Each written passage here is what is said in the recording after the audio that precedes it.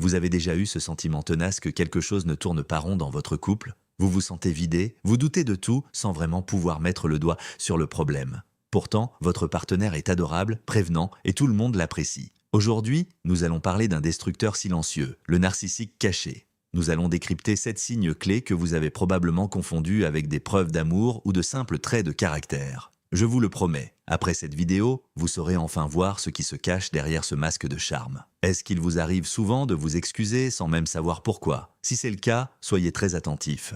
Ce qui va suivre pourrait bien changer votre regard sur votre propre relation. Avant de commencer, clarifions un point essentiel. Quand on entend le mot narcissique, on imagine souvent quelqu'un de bruyant, d'arrogant, qui cherche ouvertement l'admiration. C'est le narcissique classique, dit grandiose. Mais il existe un autre profil bien plus redoutable, le narcissique caché ou vulnérable. En apparence, il peut sembler modeste, peu sûr de lui, voire timide. Il ne crie pas sa supériorité sur tous les toits. À la place, il vous manipule avec une telle subtilité que vous pouvez rester piégé des années dans une forme de maltraitance émotionnelle sans même vous en rendre compte. Son arme fatale, ce n'est pas l'agression, mais l'art de provoquer chez vous de la culpabilité, un sentiment de dette et une remise en question permanente de votre propre lucidité. C'est justement cette discrétion qui le rend si dangereux. Vous vous battez contre un ennemi invisible qui a réussi à vous convaincre qu'il était votre meilleur ami. Commençons par le premier signe, sans doute le plus déroutant. La critique subtile, presque invisible, qui se déguise en bienveillance. Vous savez ce genre de phrase « Je te dis ça parce que je t'aime, mais cette robe ne te met pas vraiment en valeur ». Ou alors « C'est super que tu veuilles essayer, mais tu es sûr d'avoir les épaules pour ça? Je m'inquiète pour toi, c'est tout ». Au premier abord, on dirait de la sollicitude. On se dit que la personne se soucie de nous, de notre image, de notre tranquillité d'esprit, qu'elle veut simplement notre bien. Ce camouflage est le coup de maître du narcissique caché. Il ne vous attaque jamais de front. À la place, il sème de minuscules graines de doute dans votre esprit. Chaque remarque dite « protectrice » est une petite piqûre qui, lentement mais sûrement, vient grignoter votre confiance en vous. Et le pire, c'est que vous ne pouvez même pas vraiment vous mettre en colère, puisqu'au fond, il ne voulait que vous aider. Allons un peu plus loin. L'objectif derrière cette soi-disant bienveillance n'est pas de vous aider à vous épanouir, mais d'asseoir son contrôle sur vous. En entretenant ce sentiment permanent que quelque chose ne tourne pas rond chez vous, le narcissique vous rend dépendant de son avis. Vous finissez par vous dire « Il me voit mieux que je ne me vois moi-même. Il remarque mes failles pour que je puisse les corriger. » Résultat, vous vous mettez à le solliciter pour tout. Vos vêtements, vos mots, votre carrière. Peu à peu, vos propres repères se brouillent et sont remplacés par les siens. Vous perdez le lien avec vos désirs profonds et votre intuition. Imaginez, vous êtes une fleur magnifique. Et lui, c'est le jardinier. Chaque jour, il vous dit « Tes pétales manquent d'éclat, je vais les tailler un peu. Ta tige est de travers, je vais la redresser. » À la fin, il ne reste plus rien de la fleur originale. Il ne reste qu'une version qui convient au jardinier. Comment distinguer une attention sincère d'une simple manipulation? La clé réside dans ce que vous ressentez une fois la discussion terminée. Une bienveillance réelle laisse un sentiment de chaleur, de soutien et renforce la confiance en soi. Même si l'on vous signale une erreur, vous vous sentez accepté et encouragé. En revanche, après avoir échangé avec un manipulateur narcissique, vous vous sentez toujours un peu moins bien qu'avant. Une légère anxiété s'installe, un doute, cette impression de ne jamais être tout à fait à la hauteur. Votre énergie chute, votre joie face à une réussite ou un nouvel achat s'effrite sous le poids sévère d'une remarque soi-disant judicieuse. Faites confiance à ce ressenti. Votre corps et votre intuition sont vos meilleurs détecteurs de mensonges.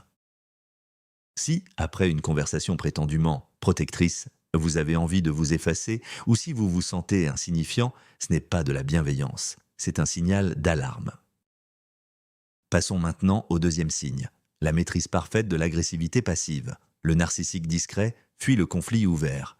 Les éclats de voix et les scènes ne sont pas son style, car il tient par-dessus tout à son image de personne calme et posée. Sa méthode à lui, c'est de vous user à petit feu par le silence, les sous-entendus et le sabotage. Par exemple, vous vous mettez d'accord sur quelque chose et il finit, par hasard, par l'oublier. Ou alors, vous lui posez une question directe et il vous répond par un mur de silence, vous poussant à culpabiliser et à vous demander ce que vous avez bien pu faire de mal. C'est ce qu'on appelle le fameux « silent treatment » ou la punition par le silence.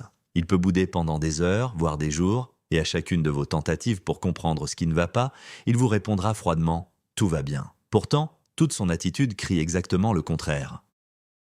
L'objectif de ce comportement est de vous punir sans jamais assumer la moindre agressivité. Il vous fait souffrir tout en gardant le rôle du non coupable. Résultat, vous commencez à analyser frénétiquement chacun de vos mots et chacun de vos gestes, cherchant désespérément la cause de son mécontentement. Vous multipliez les excuses, vous proposez des solutions, vous tentez de briser le silence.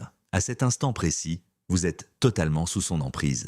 Il contrôle votre état émotionnel sans même avoir à lever le petit doigt. Un autre visage de la passivité-agressivité, les faux compliments. Par exemple, tu es rayonnante aujourd'hui, on ne dirait pas du tout que tu es épuisée. Ou encore, pour quelqu'un de ton niveau, c'est vraiment du bon boulot. En apparence, c'est une louange, mais cela vous laisse un goût amer. C'est une manière subtile de vous blesser sans jamais risquer la confrontation directe.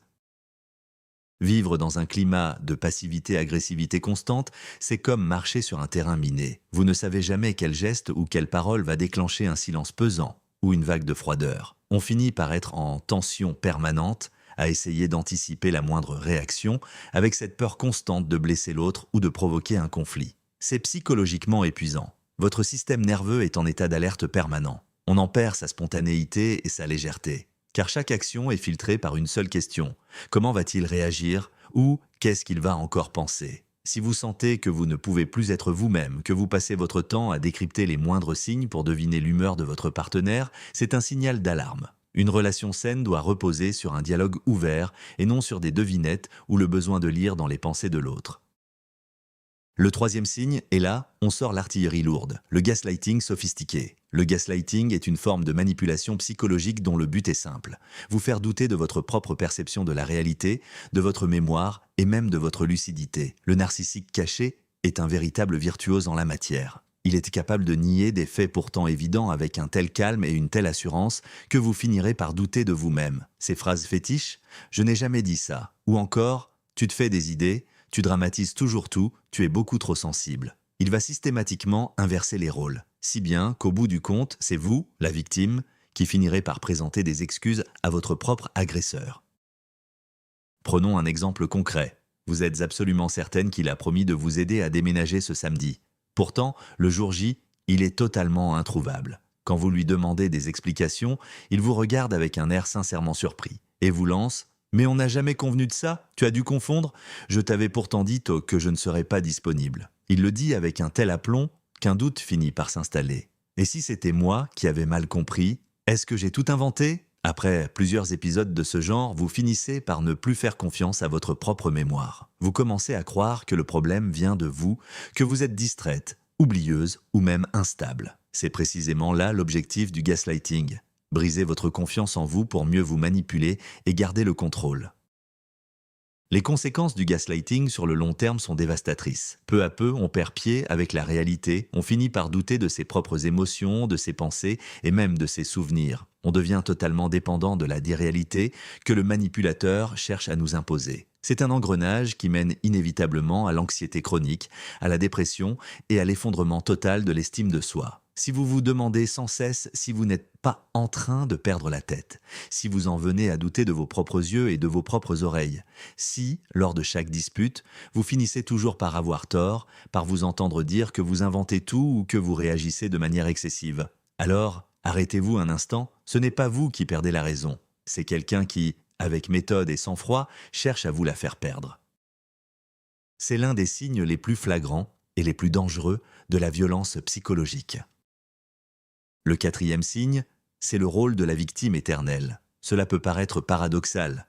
Comment quelqu'un qui se prend pour le centre du monde peut-il se présenter sans cesse comme une victime des circonstances? Pourtant, pour le narcissique caché, c'est un levier de manipulation essentiel. En cas de problème, il n'est jamais responsable. La faute revient toujours aux autres, à ce patron tyrannique, aux collègues envieux, aux parents qui ne comprennent rien, à la météo.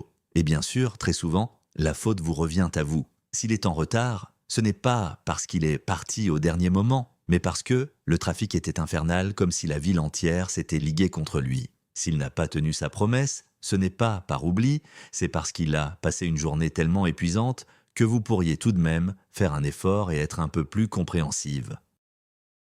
Cette posture de victime lui permet de faire d'une pierre plusieurs coups. D'abord, il fuit toute responsabilité. Puisqu'il se présente comme une victime, il devient intouchable. Comment pourrait-on critiquer ou blâmer quelqu'un qui souffre déjà? Ensuite, il cherche à susciter votre compassion.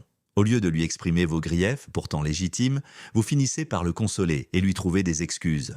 Il vous a blessé, mais 10 minutes plus tard, c'est vous qui le réconfortez en disant « Mon pauvre, ce n'est vraiment pas facile pour toi ». C'est une inversion des rôles magistrales. L'agresseur se transforme en victime, et la véritable victime devient son protecteur. Enfin, ce stratagème lui permet d'exiger en permanence un traitement de faveur, de l'attention et des soins constants. Demandez-vous une chose.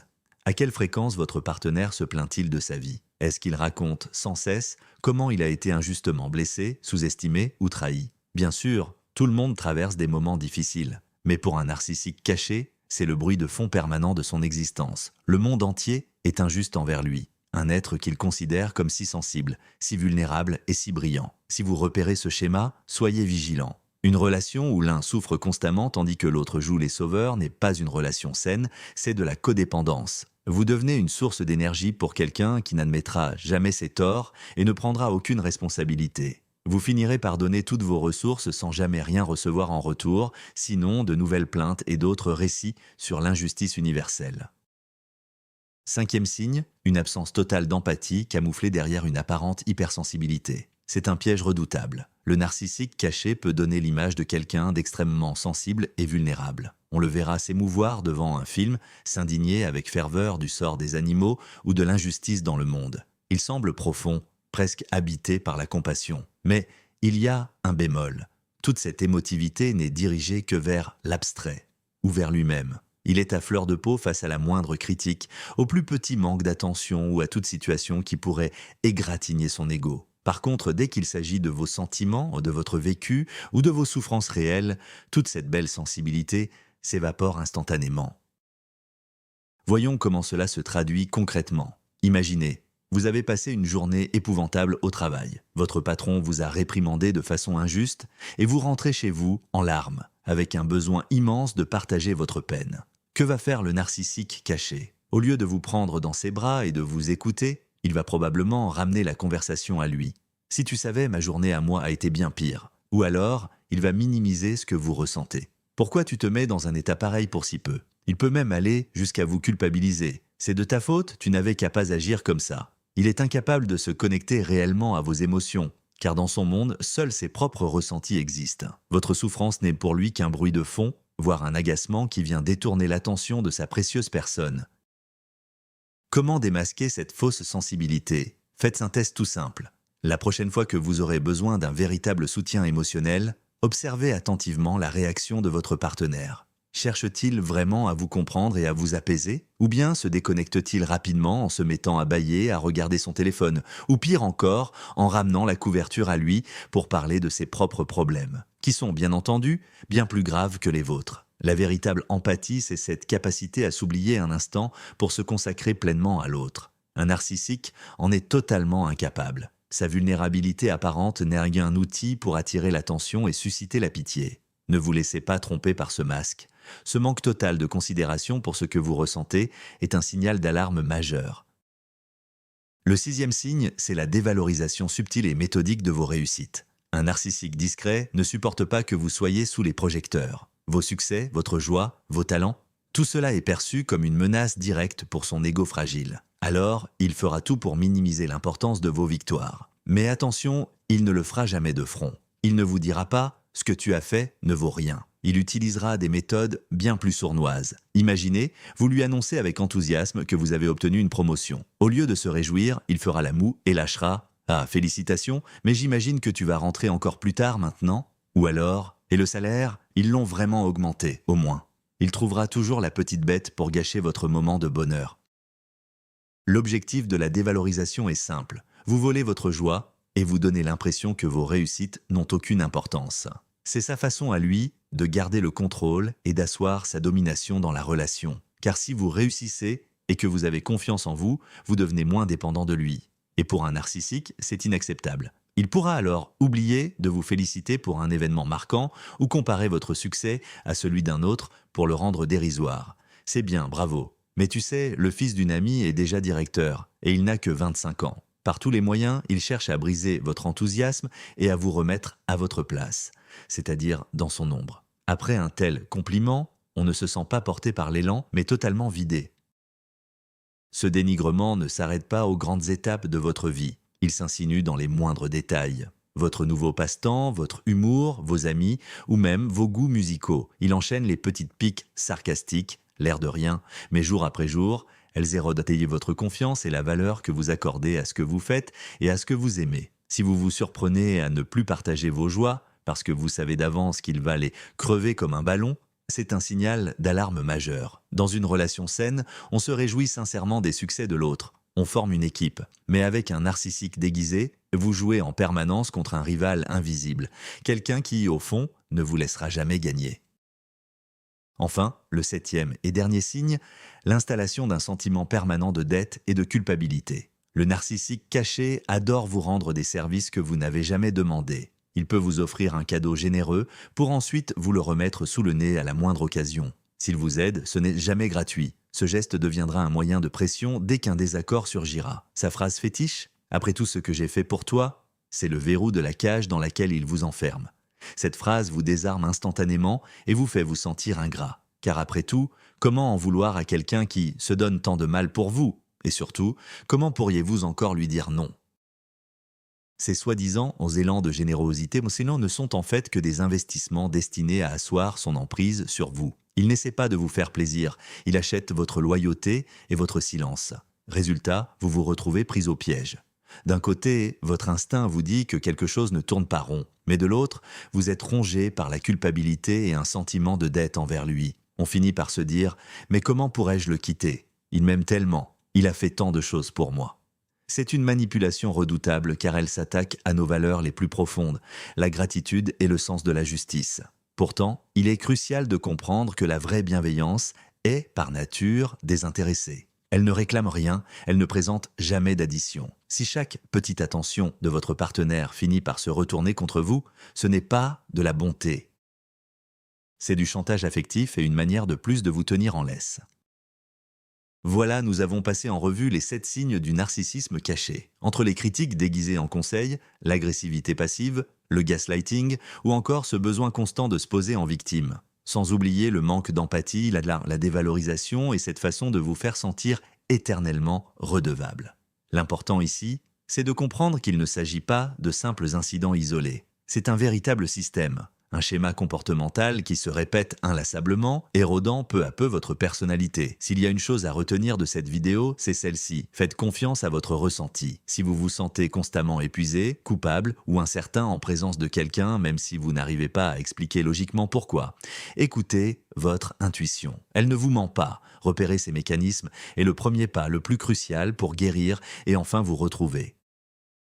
Merci d'avoir suivi cette vidéo jusqu'au bout. Si elle vous a été utile, n'hésitez pas à laisser un like et à vous abonner pour ne pas manquer nos prochains contenus. Et maintenant, la parole est à vous. Avez-vous déjà été confronté à ce genre de comportement? Quel signe vous a le plus frappé? Partagez votre expérience en commentaire. Votre témoignage pourrait être le déclic pour quelqu'un d'autre qui, en ce moment même, est encore dans plein doute.